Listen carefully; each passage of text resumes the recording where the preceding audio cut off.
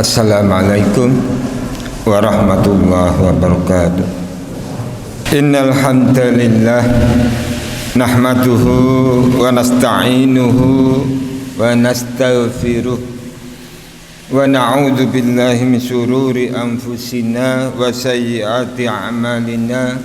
May yahdihillahu fala mudilla lahu wa may yudlil fala hadiya lahu. Asyhadu an la ilaha illallah wahdah la syarika lah wa asyhadu anna Muhammadan abduhu wa rasuluhu la nabiyya wa la rasula ba'dah. Allahumma shalli ala Muhammadin wa ala alihi wa ashabihi ajma'in. Amma ba'd. Ya ayyuhal hadirun, usini wa iyyakum bitaqwallah faqad fazal muttaqun. Wa qala Allah ta'ala aidan, ya ayyuhalladzina amanu taqullaha haqqa tuqatih wa la tamutunna illa wa antum muslimun. Jamaah Jumat rahimakumullah, kita panjatkan puji syukur kepada Allah Subhanahu wa taala. Siang hari ini Allah masih melimpahkan kenikmatan-kenikmatannya kepada kita, sehingga siang hari ini Allah menunjukkan masih cintanya kepada kita. Yang kedua, salawat dan salam semoga selalu dicurahkan kepada Allah, kepada Rasulullah sallallahu alaihi wasallam, berikut kepada keluarga, para sahabatnya, juga seluruh umatnya yang menanti-nanti di hari akhirat nanti akan syafaatnya. Semoga kita termasuk orang-orang yang mendapatkan syafaatnya nanti. Jamaah Jumat rahimakumullah, kalau kita mengingat kisah tentang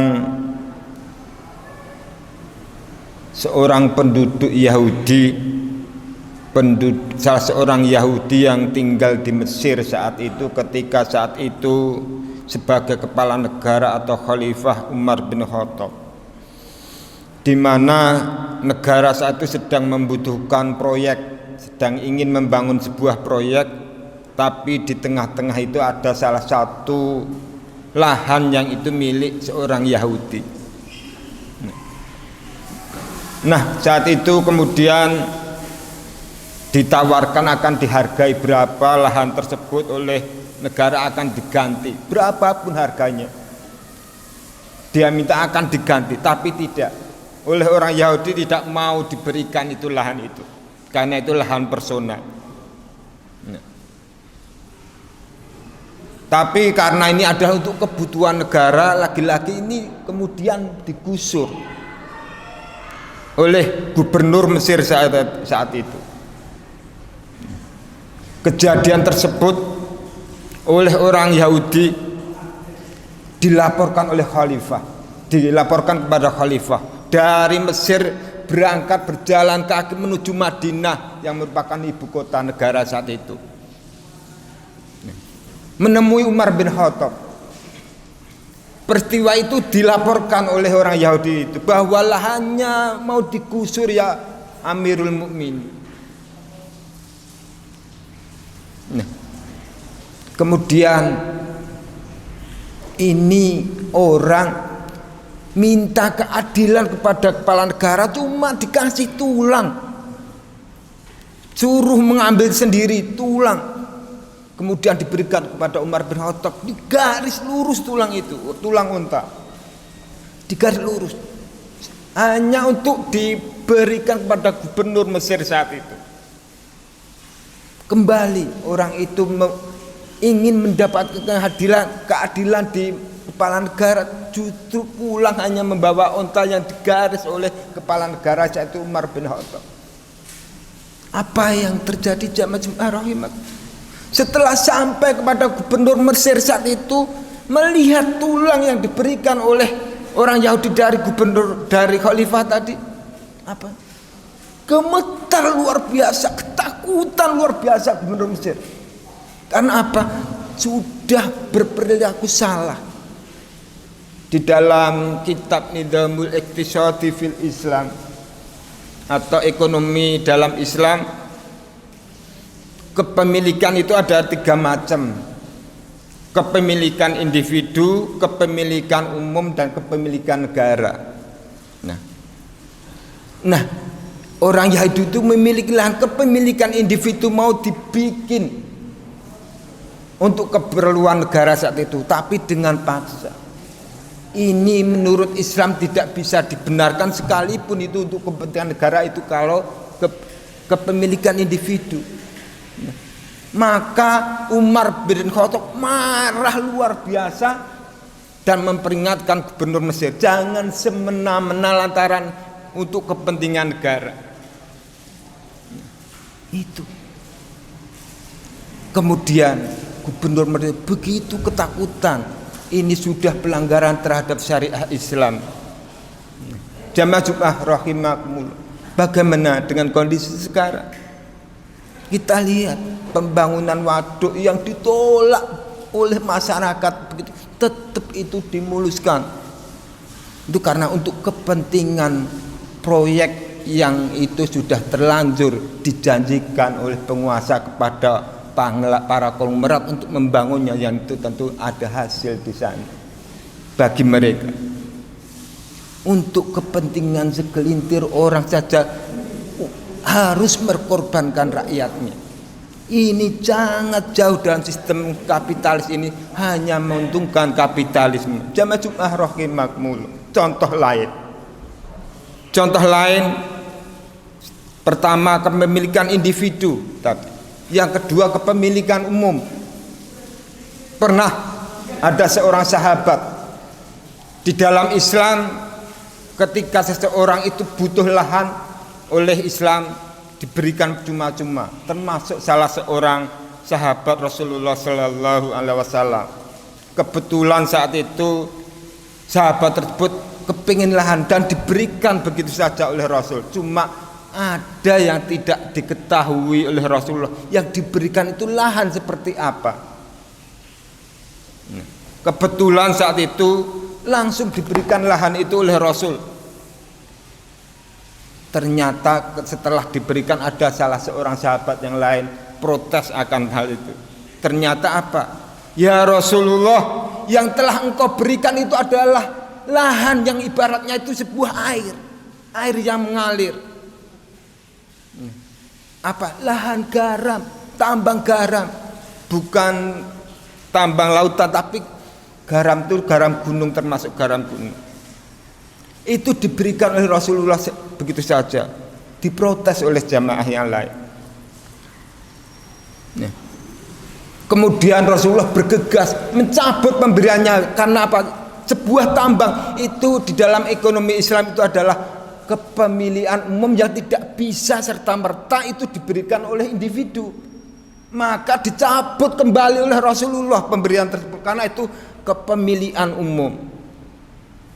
Rasulullah Sallallahu Alaihi Wasallam bersabda, al insanu syuraka'u fi thalathin fil ma wal kala wan nar wa thamanuhu haram.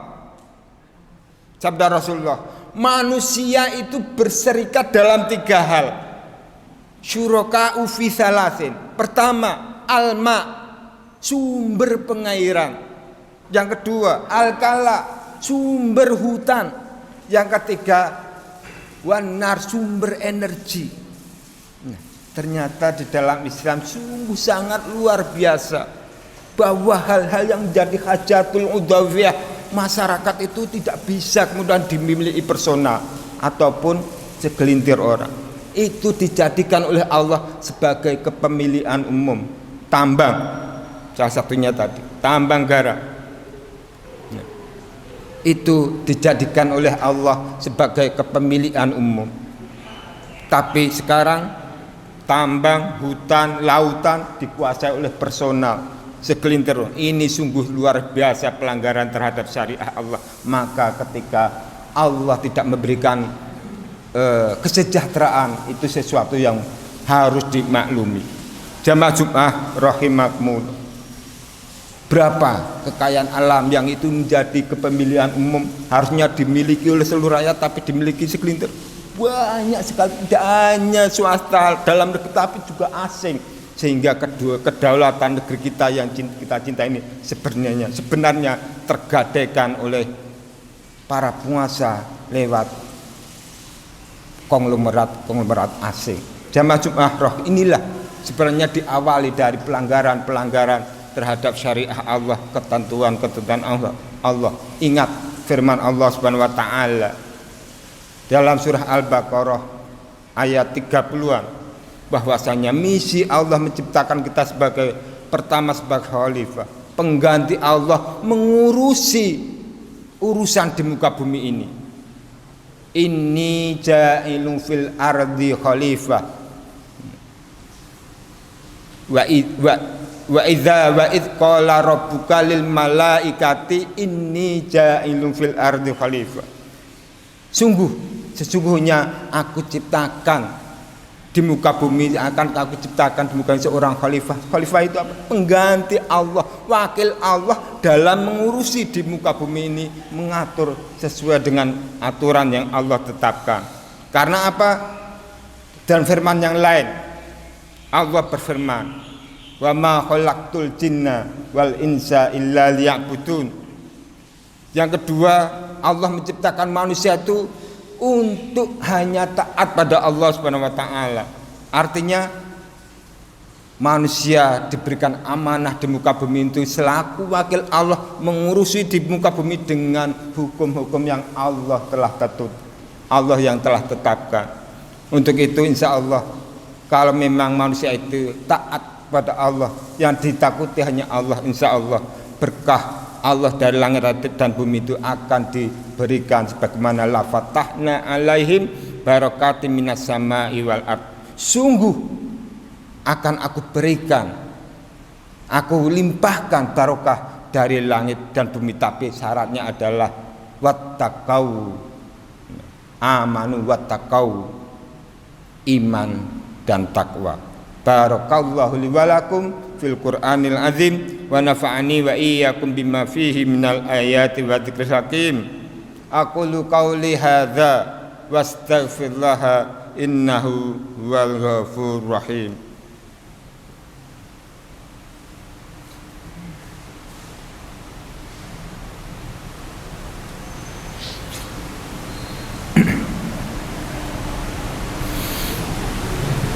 Alhamdulillahi rabbil alamin. Asyhadu an la ilaha illallah wa asyhadu anna Muhammadan abduhu wa rasuluh.